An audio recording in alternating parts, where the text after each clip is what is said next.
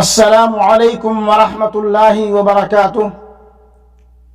الحمد للہ وحدہ والصلاة والسلام علی من لا نبی بعدہ، اما بعد، اعوذ باللہ من الشیطان الرجیم، بسم اللہ الرحمن الرحیم۔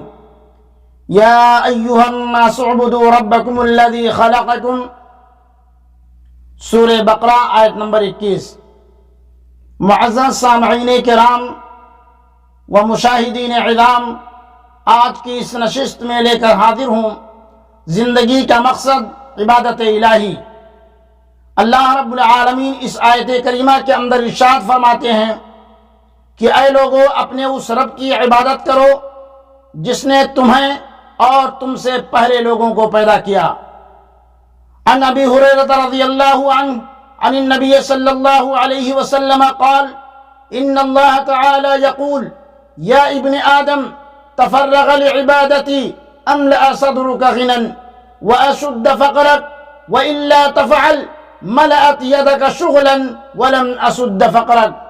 حضرت ابو ہریرہ رضی اللہ تعالی عنہ سے روایت ہے کہ اللہ کے رسول صلی اللہ علیہ وسلم نے فرمایا، اللہ تعالی کا فرمان ہے کہ اے آدم کے بیٹے، تو میری عبادت کے لیے اپنے آپ کو فارغ کر لے، میں تیرے دل کو مالداری سے بھر دوں گا اور تیری محتاجگی کو تجھ سے دور کر دوں گا، اور اگر تو نے ایسا نہ کیا تو تیرے دونوں ہاتھوں کو دنیا کے دھندوں سے بھر دوں گا، تو دن رات محنت مزدوری میں لگا رہے گا، پھر بھی تیری ضرورت پوری نہ ہوگی اور تیری محتاجگی کو دور نہ کروں گا۔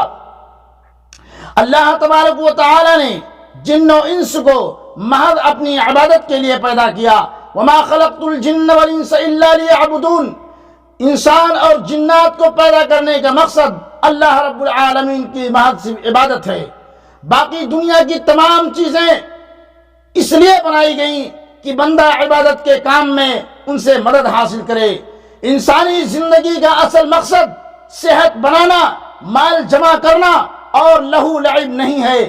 اس لیے ہر بندے سے مطالبہ ہے کہ وہ اپنی زندگی کا ہر لمحہ عبادت الہی میں گزارے، اس کی ساری فکر اور پوری سعی اسی مقصد کے لیے ہونی چاہیے، جس کا فائدہ یہ ہوگا کہ اس فکر و سعی کی برکت سے اس کے تمام معاملات درست اور سارے امور قابل اطمینان رہیں گے۔ اسلام میں یہ تصور نہیں کہ عبادت تو اللہ تعالیٰ کے لیے ہو اور باقی معاملات میں وہ آزاد ہو، بلکہ اصل یہ ہے کہ انسان کی پوری زندگی، انسان کی پوری لائف اللہ تعالیٰ کی عبادت ہے۔ وہ سوتا اس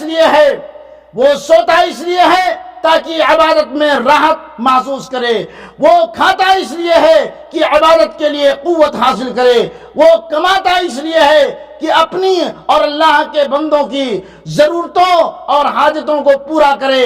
لہذا یہ نہیں ہونا چاہیے کہ مال کمانے میں اس قدر لگ جائے کہ عبودیت کے اصل مظاہر جیسے نماز، روزہ وغیرہ میں کوتاہی ہونے لگے۔ سونے کے لیے ایسے وقت کا انتخاب کرے کہ عبادت کا وقت فوت ہو جائے، کھانے کا اس قدر رسیا ہو جائے کہ فرائض کے کام کو چھوڑ دے۔ ایسا ہوا تو بندے نے اپنی زندگی کے اصل مقصد کو کھو دیا، بندے نے اپنے اصل مقصد کو بھلا دیا اور اللہ تعالیٰ تک پہنچنے کے صحیح راستہ سے بھٹک گیا۔ نتیجہ یہ ہوگا میرے بھائیوں کہ وہ ایسا مسلمان، ایسا بندہ کبھی بھی کامیاب نہ ہوگا۔ اس لیے ضرورت اس بات کی ہے کہ ہم سب کو زندگی کا مقصد عبادت الہی کو سمجھ کر اور اس پر عمل کرنے کی توفیق عطا فرمائے۔ اللہ ہم سب کو اس کی توفیق عطا فرمائے۔ وآخر دعوانا الحمد للہ رب العالمین، والسلام علیکم ورحمۃ اللہ وبرکاتہ۔